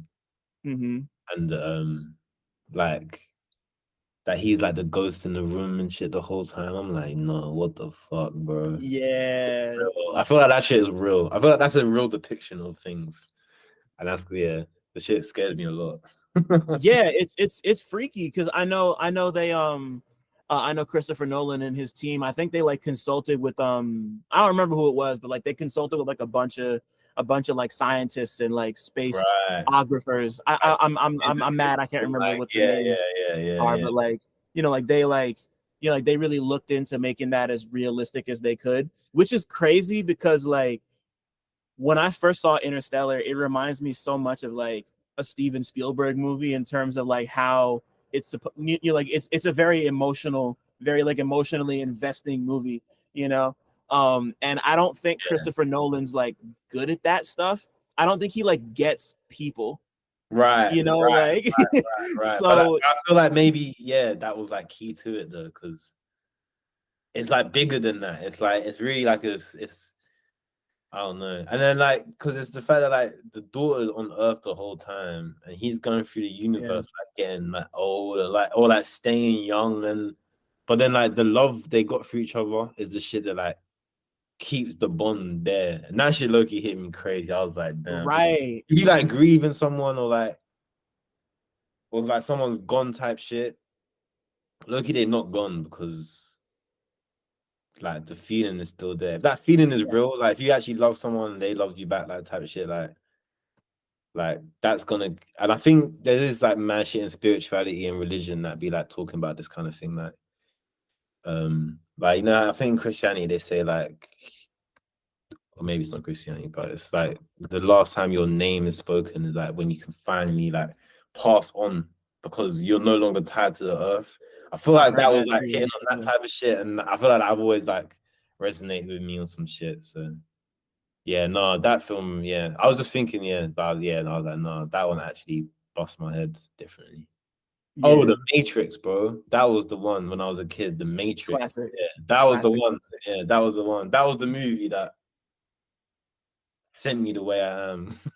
Yeah, My like mom was low key, but like a huge Matrix fan, like to the point where like there's a picture of me and my brother like in like dressing gowns, dressed up as like Neo and shit with the shades on. We got like straps. We got like straps, like putting the straps in now. yeah, My mom used to like pick up the phone and be like, "Yo, I'm in." I'd be like, "Yo, mom, you bugging type shit." yeah. Yeah, Your mom just yeah, she a huge Matrix fan. We had all the toys in the crib, like the that's figurines and incredible. shit. She was going nuts. See, when I first saw the Matrix, I really wanted one of them like slide up phones they had. I think it might have been in the second one.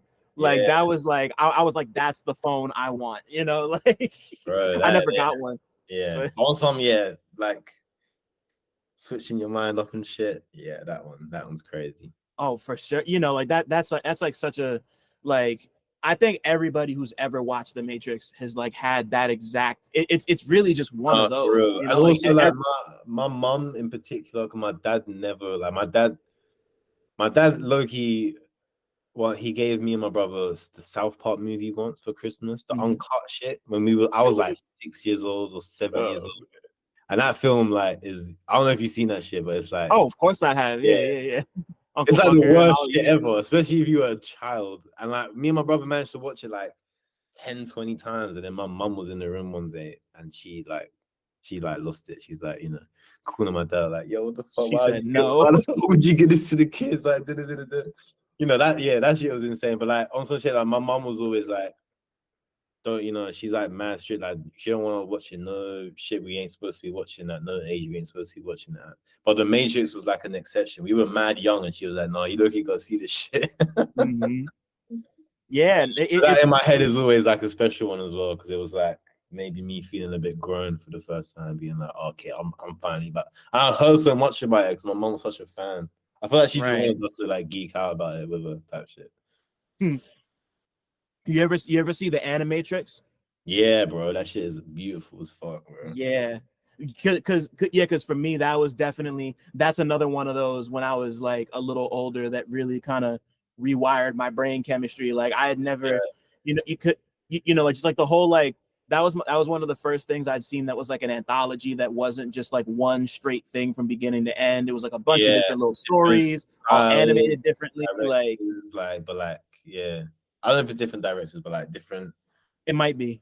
I think it might be. completely different takes on the same idea though. And that idea is mad hard to grasp, especially if you like a kid watching that shit.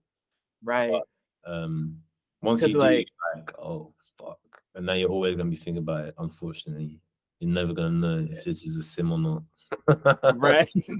But that shit was everything, man. Like because like maybe I want to say like 10ish years ago, for some reason, like a bunch of people just decided to do like that concept where it's like six different versions of one idea again. Like I think they did one with Batman called Batman Gotham Knight that I loved. They did one for Halo called Halo Legends that I don't really Oh, care like about. that the Animatrix concept shit you're saying. Yeah, yeah, yeah, Yeah. yeah, yeah, yeah, for Like sure. Yeah. but like the Animatrix was the first one of those to really be like, let's just do six different Oh versions yeah, of yeah, like bro. There's so many like the Love Death Robot shit on Netflix. You see right, that? yeah, Love, Death, and It's Robots, like yeah, a yeah. kind of like a reborn version of Animatrix. I'm like, yeah, Bezos watch Animatrix, bro, because it was like way better animation and way better storylines. That I was shit. gonna say, I was like, honestly, you're really not gonna get much better than that. Now, see, now I gotta go back and rewatch the One when Animatrix. the guy races and breaks the barrier. When he's like mad fast and he's so fast, he like breaks in through the Matrix, bro. God, so goddamn gorgeous. And Yeah, now I want to drawn and shit. Yeah, animated. Yeah. Nuts. Damn, I gotta so I gotta rewatch that. And if you haven't seen Batman Gotham Knight, you should go find Batman Gotham Knight because it's great. Good, that shit. Yeah. Oh, you know what? I might have actually. And he's like, he goes to like Asia and shit, and in the anime, right? No. That's the I forget what it's called. It's called like Batman Ninja or something. That's something completely different. That's also super dope. But there's like one. It's on Max, HBO Max if you have it. But it's like Gotham Knight. It's just the Animatrix but with Batman. Right. And it's super tough. I like it a lot. I'm gonna tap in. That Spider-Man shit not too bad as well. Which one? I haven't fully tapped in the animated Spider-Man shit. Into the Spider-Verse? Fucking old ass man. Yeah, I'm like the animated Spider-Man.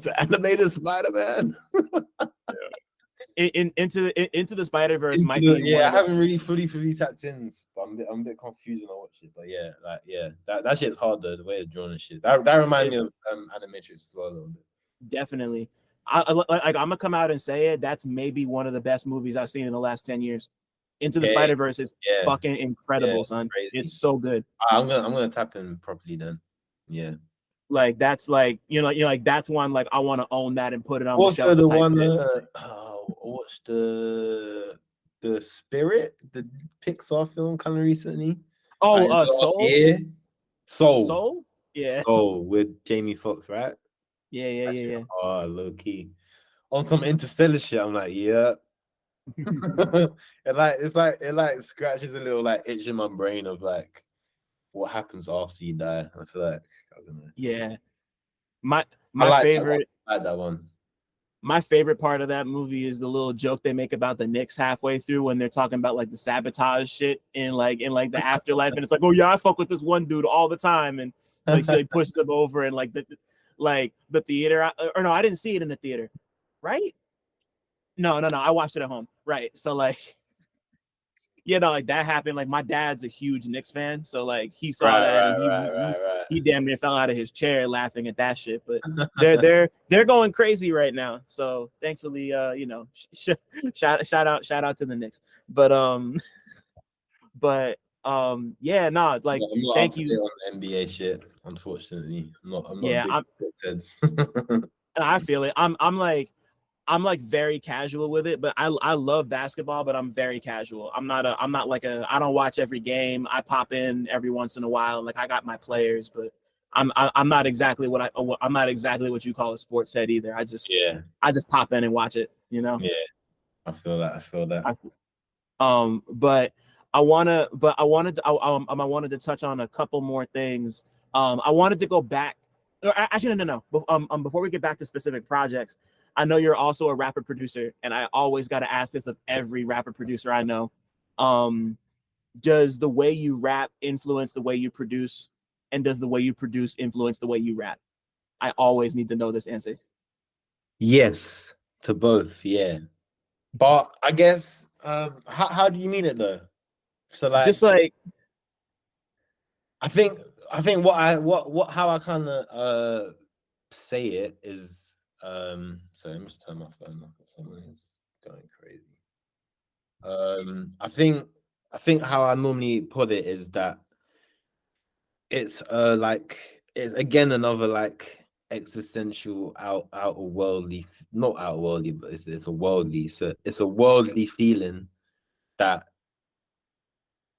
it's hard to explain, but it's like once I like hear that in a sonics in a sample, that's what I'm going for. So it kind of spans genres, but it's kind of like just a general kind of like, whether it's like a sense of urgency or yearning or like a sadness or even a happiness, and then I will like relate to that. And then with rapping, with rapping is funny because the first line is always freestyled, right? Well, no, the first line is always off the top because it's the first line, but then every other line is off the first line type shit. So I feel like it's the first sonic I hear in the beat and the first line are kind of like they all sync up, and then everything else will hopefully fall into place, kind of thing. If that makes sense. It But that does. goes whether I'm just rapping or if I'm just making a beat or both. So it's like Right. And yeah. cool, got that feeling. What does that make me feel? What flow does that invoke in me? What kind of like rhythm pattern does that?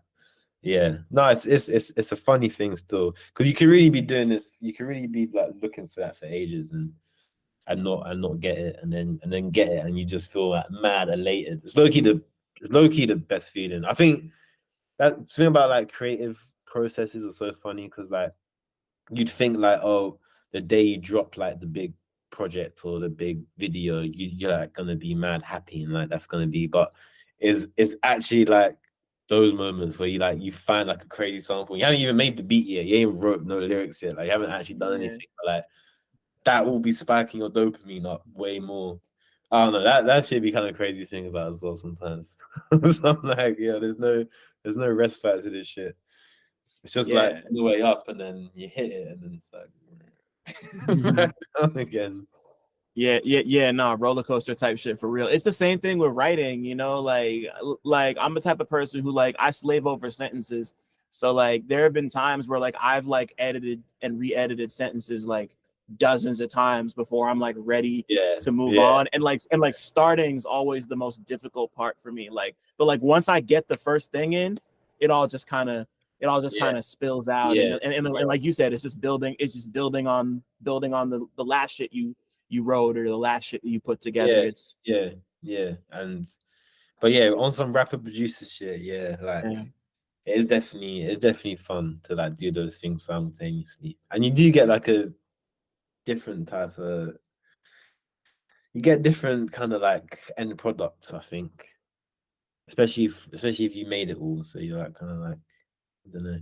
I've been really like I think that's something I've seen Mike do that really like switched my brain on was he just does all the shit himself on his laptop.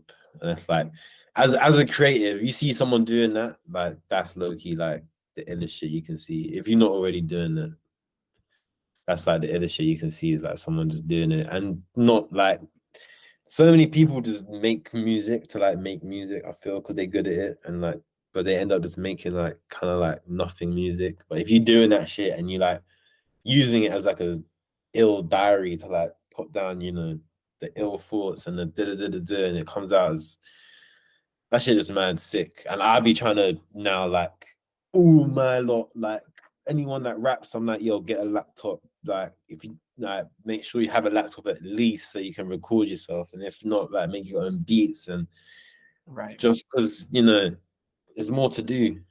Mike just shot a video for me and was DJing for me on the whole tour. So he's like expanding his skill set. I'm like, yo, yeah, I see you, bro. This rap shit is not enough.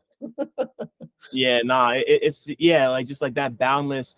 Like that's one of the things I love about Mike and your shit. It's just like boundless creativity and just like finding all these different outlets and avenues, and like that's what makes 10K so special. Like I was just telling Niece this when I had her on a couple weeks ago. Like I don't know, like all of y'all just take that, like whatever type of music you make, like you just take that element, and that element is present in everything you do. And I love, like, like even looking at something like The Corner with LaRon versus Too Many Tears, which if I remember correctly, I read that you make all those beats on an MPC on Too Many Tears or not? It's like 10 beats I made on that project, and they're Right. all pretty much on the NPC. Yeah, That's yeah, so fire. Like that's so fire. Like because like I mean, a the NPC's classic. yeah. B like Classic hip hop shit. Classic hip hop. yeah, Yeah, yeah, instrument. and then like and then B like because it seemed to me like you had kind of been like had you been making all your stuff on an MPC before that, or was this like No, no. So you this think is so? like a whole. Yeah. It was a short lived thing. So my boy's giving it to me, and I've learned it. say he gave it to me in like September, and I had that project done by December Wow. type shit. So I learned it in about a month, and then I spent I say I learned it. I probably learned like 10% of it, or even less, to be honest, because that machine is like crazy, and I've seen people do nuts things on there. So I Same. didn't learn any of it really, but I learned like what I could learn, and it was just fun. It was just a different way to make beats. I got quite bored of making beats on my computer, so that was Hmm. good. But then I stopped making beats on that when I finished this project, and this project had like labeled on the mixing like a lot. So I haven't made anything as well since December when I finished it, and till like I got off tour. I hadn't made anything, and I was moving around and shit, like my living situation. So I hadn't really made anything. So the last month since I got back off tour, it's just been crazy. But yeah, the last bit of creative, like before that, was the NPC, and that's how the project got made, basically. That's beautiful. And I know, like you said, you made 10 of them. And I know Tony Montana, who shout out to Tony Montana, by the way. He's Legend, yeah. incredible. Love him. It was Montana did one. I know Rob Chambers did Rob one. Chambers and Airway, who's the There we go. producer, who's a crazy guy, and hopefully keep yeah, we got some shit coming that's some out there shit. I'm even make sure you get that shit before, because I think Thank you, bro. Yeah, I'm excited to hear that. Because which one of these did he produce? I wasn't able to he did see Do like or Die. It's like the like surfer rock beat. Ding, ding, ding, ding, ding, ding, ding, ding, ding, like that shit, yeah. But like he's just like a crazy guy. He's just like a crazy guy, and in a good way. And Mhm. um and yeah, we're working on some shit that's like pretty crazy. And then yeah, we like I've just finished up on volume 2 with Laurent kind of shit. We've not Yeah. finished it, but like we're getting to the stages. Then I got a Redley one coming out, a couple Redley ones coming out. I'm trying to do folder 3, which is just my beats on some more relaxed approach than Too Many Tears, just like bunch of tracks. A folder. I literally call them folder because it's just a folder of tracks. I'm not no concept, nothing. Just there you go. Right. So I'm just trying to stay busy. Also, I realized recently, maybe I'm like scared of what would happen if I stop writing at this point. I That's the way I'm writing. I'm like, what am I scared of, bro? See, I get it, man. It's tough because once you hit that rhythm, it's just like, am I going to be able to get it back? If I I Yeah, I I, yeah, I yeah. feel Like, you. I feel you 6,000%. It's scary, man. It's like I really do think that's just like us trying to psych ourselves out, like because like it's there, and I don't think you're gonna lose it. And nah, it's nah. it's bugged to hear you say that this is just that like Too Many Tears is just a folder because like I mean like there's No, like well, no no, con. I was no, I was saying like the project. I've got projects called folders that are like Okay. different to. It's like I would like treat that differently to Too Many Tears. Too Many Tears, I put them together because they all made sense, and Okay. there was a little bit of thinking behind it. I'm not gonna say there was a lot of thinking behind it, but there was a Right. lot Yeah. of Yeah. Yeah. thinking. But then the other shit, like the folder projects that I'm on, I did folder 1 and folder 2 a couple of years ago. Oh, duh. Sorry. When I Yeah. first Yeah. started Yeah. making Yeah. Yeah. beats, Yeah. and Got it. just like really basic loops, and rapping over it. That was really unmixed and really like, yeah. They even got taken down and shit. But I'm doing the third one. I'm gonna try it. Yeah. You know what I want to do on some film shit? Because What's I've that? got these like iterations of projects. So I'm gonna have folder 3 and corner 2, and like me, I want to look at another one with Nissia, and like, I want to like do these volumes. I want to do a box set, bro. I want to have like that's my like 5 year plan. And like hopefully I can like post this audio in 5 years and be like, see, I knew I was gonna do this shit. I'm a genius, and be like, yeah, no. But I want to have like box sets of like my takes, and Come then be like on, some man. anthology shit, just like a lot of work. I feel like that's something I'm like gearing towards on some funny shit. And then at the same time, I can like do my album shit when I'm ready, man. Because Right. I don't think I've done that yet. I don't think I've made my album. But I think it's coming. But yeah, But or a it's line. Right. Yeah. I think it's crazy to hear you say that because like I personally would put either the Corner Volume 1 or this as I mean like I'm not you, so I Yeah, yeah, obviously no, for can't sure. speak for And you, like, bro, but I like fully appreciate that as well. And that nah, means of the world, course, literally, that people of would course, play it or appreciate it as an album. That does. And but I'm just like, nah, I'll I wait till get you. I lock in. When yeah, till I But lock in. I'm happy you brought that up about the box set though, because like all your projects do feel like like you're kind of, I don't want to say you're coming at each of them in the same way, but like it's really dope to see that like like the Corner isn't like Too Many Tears, which isn't like Half-Life, which Yeah, yeah. like like even forgetting all the surface level shit, like the beats are different. Yeah, Like like like your style of writing is a little yeah, different man. on each Yeah, one. yeah, Like your flows are different on each one. Just like the general feeling of the yeah. project is like it's crazy because like re-listening to Too Many Tears, like you're talking about heavy shit. You always talk about heavy shit, but like this feels like it feels so bright. Like all the beats feel so bright and warm, and that might be because of the MPC. But Mm-hmm. like, but even just listening to like Crypt and Vanishing Act, like those are two of the several that really stuck out to me, and like they feel so like it's like it's like a sunrise like on the horizon, and then there's just like a gray dot over on this like green hill, and it's just like you staring out at the sun, and like I don't know, like that's where the melancholy thing comes from, Yeah, right? yeah, Like yeah, it's yeah, like yeah, yeah, it's because like I almost kind of felt the same way about the Corner, but like the Corner to me is like so grayscale, like in every like when I hear that, I hear like grayscale in hmm terms of just like different shades of gray, but like this feels so, it feels colorful to me, and then there's just like a blast of gray whenever you come in and talk. yeah, Like yeah, it's yeah. like on some like synesthesia shit. I don't know, but No, that's like sick. That's low-key. That's low-key a sick way of putting it. On some synesthesia shit for real.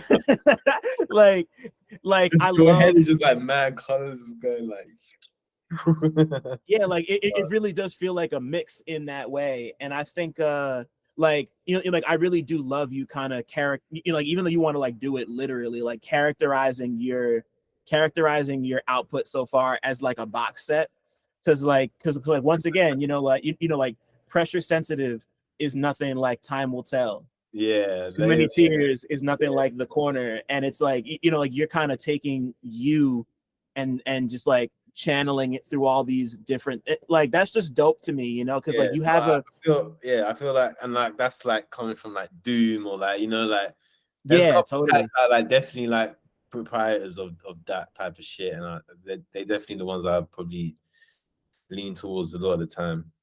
But yeah, man, just and then I think that's all me like wanting to put this whole bass down so that when I do like lock in and do the album, I have like shit that you can like go through and lore, what they call it, lore, like lore, yep, yeah, lore, I need some lore behind me, you know what I mean? I need some like I need like different. Oh, remember when he did this? Remember when he done like the Initiate shit, people were still like, oh, that's fucking like, people love that shit. And yeah, I love getting a reception for that more than a lot of the tapes because it was so like, it was different. I was getting reception, yeah, different cats and like those weird, like shady techno motherfucker be like, nah, that shit's hard. I'm like, I finally got your yeah, lit.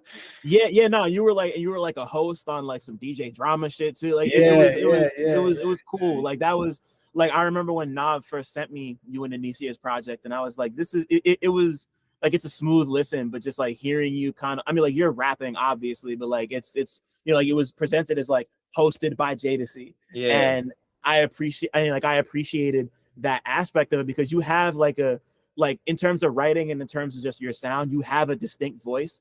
So it's not like everything sounds so different where it's like it doesn't sound like you, but yeah, you just, once again, just like you just like channel it differently. And before we formally wrap this up, I wanted to touch on like like once again to go back to your melancholy shit, like you're, like you really, you be going through the ringer, man. Like you be going through the ringer, and like once again, like especially with this new joint, like it sounds so alive and so colorful and so like just warm is really the word I think of when I think of these beats. But it's just you kind of, like you're always going through something, but you're always pushing through it.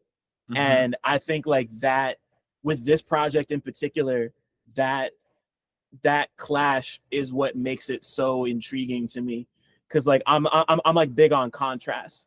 So Mm-hmm. like, Yeah. like Yeah. like for you, like is it, like putting this together, was it kind of, I don't want to ask if it was difficult for you to kind of like find a way to talk about these heavy, kind of sad things over these like warm, colorful sounding beats, but like talk to me about figuring out what you wanted to say over these, because like because like you make the beats and then you have the three that come from the You know other what? dudes. It's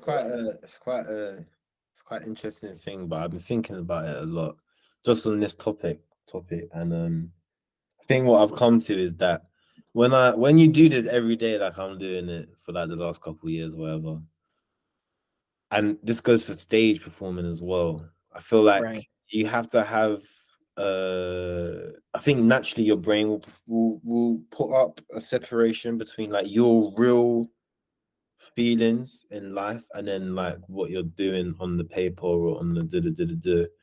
And sometimes that breaks down and like you need to like because like obviously initially like people will go to a thing they love to do in times of happiness or like the worst shit ever. So I've been like grieving or whatever, like for example like lost like family members and shit, and I'll write some like mad personal shit that's like saying names of people and like this time and that time, and I'm not ready to put that shit out yet at all because it's like that shit is like still, well, if I hear it I'll still like start tearing up and blah blah blah blah. Right.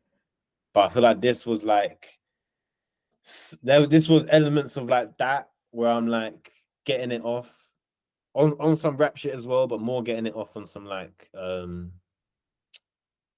yeah, I'm feeling the words and shit. So, but like I'm halfway between like trying to basically bridge that gap between like yeah, really pouring your heart out, which is Yeah. scary because once you've done that, that's also when I feel like you become successful because that's when people really tap in. But that's Hmm. when you now giving like a lot, and if it's real shit, like actual real genuine real shit that's happened, and you put that out in the world, like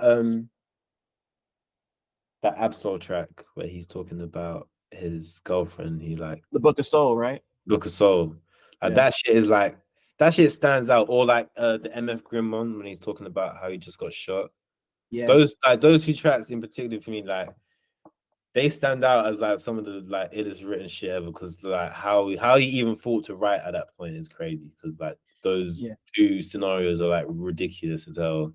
And I probably wouldn't even think to go to the paper, but the fact that they Right. did and then they put it out and it's like I respect it, but I'm also like very scared of that. And also for the stage shit as well, I've realized that like you can't go out on stage every night, especially if you're touring. And, like you can pour your heart out, but you gotta like have like there's an element of like where like you have to protect. I think you have like protecting yourself a little bit. So yeah, Yeah. it's where I'm writing every day. Like that's what I'm saying. Like I can really like siphon things off different things, and like that one day I was feeling that way about it, and it came out a bit more genuine than the rest of the days that week. And I think Too Many Tears is the tracks from those days where it was a bit more genuine than the rest of the days of writing. It's Right. always genuine. I'm not, I ain't capping, no capping my rap, Right. Right. but you do this shit every day, so like some days you're gonna feel it more than others, basically. And I think Yeah. that's what this project was. And some of them, to be honest, I just was thinking they slapped a bit better than other ones. But yeah, Right. on some shit like yeah, I feel like I've had to learn that recently of like not every not every verse is like gonna be super deep and super personal. Because if you were to do that, I write like 2 verses a day, 3 verses a day. That would be crazy. Do you know what I mean? Right. Yeah. No one's got Yeah. time for that fucking crying, bro. That's too much. Yeah, no, you said it in the title. So it's too many tears. Yeah. But like, like and like that's the other thing about your writing is that like it's all like so much of what you write is very personal, but you're not like you said, like you're not naming names, like you're not No. like like you're not making it like ultra specific. Like two examples that I thought of not just your stuff, but like, like for me, like I look at stuff like Navy I'm like Sage's Self-Harm. Mm-hmm. Like that song feels like I shouldn't be listening. Like it feels so Yeah, yeah, private. yeah, yeah, yeah. And then something like Conway the Machine's The Cow, where like he's talking about like Machine Gun Black dying Okay, and right, right, like right, right, like him getting shot in the face. right, Like it's right, just right, like you. It's like I wouldn't like my first reaction wouldn't be to go like write about it and put it in a. Yeah. I mean, like of course, like they got like removed from all that stuff, but it's like that type of thing is so it really does like like to me the Cow and Self-Harm, those are like career staples that like people will look back on in 20 years You know and what be I'm like, saying? I Yeah, remember where I was when I first heard yeah, that song. But yeah. like but Or like like that could be even like shit on like 6 Feet Beneath the Moon. Like some of them tracks I didn't realize how deep they was till like I had to get older. And I was like, oh bro, like you go through that right. shit. It was like, bro, he's like really telling you like, yeah, like But but like I say all of that to say those are like that like generational, those are all generational kind of projects and tracks type shit. but like I say all of that to say that like your music takes people there without you needing to like you don't need to like you give people as much of your heart as you want to, and that resonates through like it just resonates like it just resonates, like you're writing and your flows and I you're appreciate that, either bro. I appreciate that, bro. That's a good. yeah. It's good to like get more perspective on shit, especially you be so insular with it. But it's good to like see it's like doing its thing. And no, I appreciate them words, bro, for real.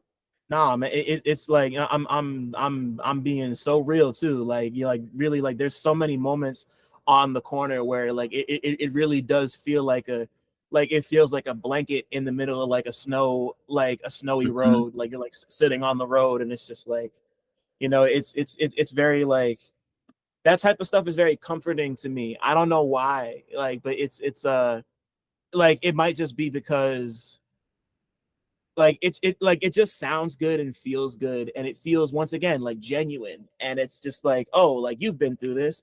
I may or may not be going through it right now, and it's just like it's like a I'm not alone type situation, and it Yeah, really yeah, does feel yeah, like a yeah, blanket, yeah. and like all of your music feels like a blanket in that way to me, I like think I mm, a lot of what I hope to do is representation as well. You know what I mean? So just like mm-hmm. represent whether it's people's feelings or how people um like approach things or how they look or how they like get accepted by society or not accepted by society and so I'm just trying to lend words to all those things that I think are quite important, I think. Yeah, man. So yeah, bro. Yeah, Yeah. yeah. I'm like I'm fucking with it. I really love this project. I'm excited Thank to you, once bro. again like go like like go live with it and just like sit and just take it all in. But to formally wrap this up, Jada, if your life was a movie, what would it be about? It would be about damn. It would be about it might even be an animation, bro. It'd be about like it would be about a kid that had like too many emotions and like had to like I don't know like low key like on some it would be a mad sad film but it would have a happy ending, I hope. just off the way you said that, I mean you've seen the Pixar movie Inside Out, right? No, I haven't. No, I haven't. I so haven't. like so like it's a movie about this little girl and like you like meet her emotions in her head. There's like a Low key, I need to there's a watch There's a I think there's joy, anger, disgust, fear, and sadness. Those are the five.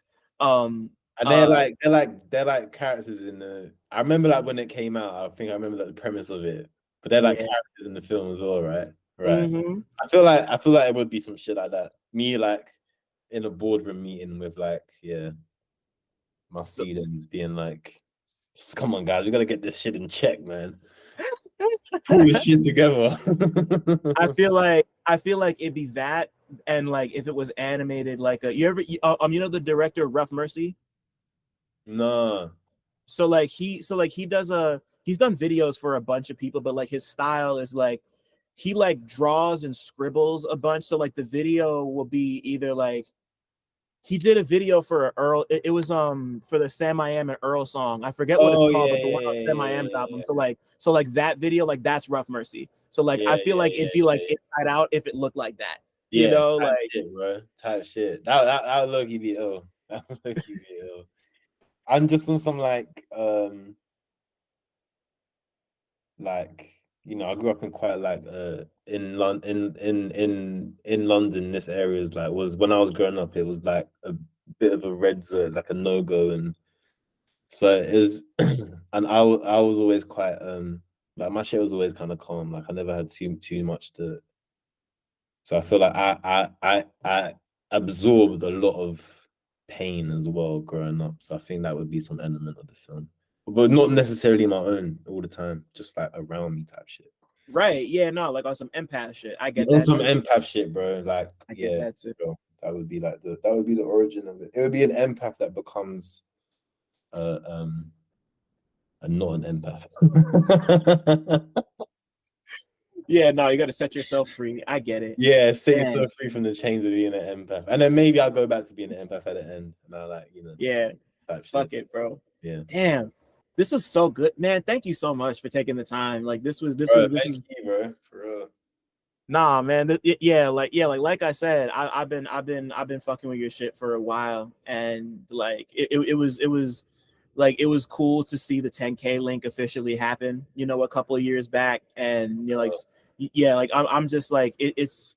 I don't know. I'm just like I just appreciate what you do, and I'm excited to have more of an insight into who you are and like how you create. Man. So just like thank you, bro. Yeah, if you're ever in London, shout me up, link up, already. Nah, man. Thank you, bro, for having me for real. Because and also I haven't done a lot of interviews and shit, so there's not a lot of me rambling on. Not a lot of people let me ramble on.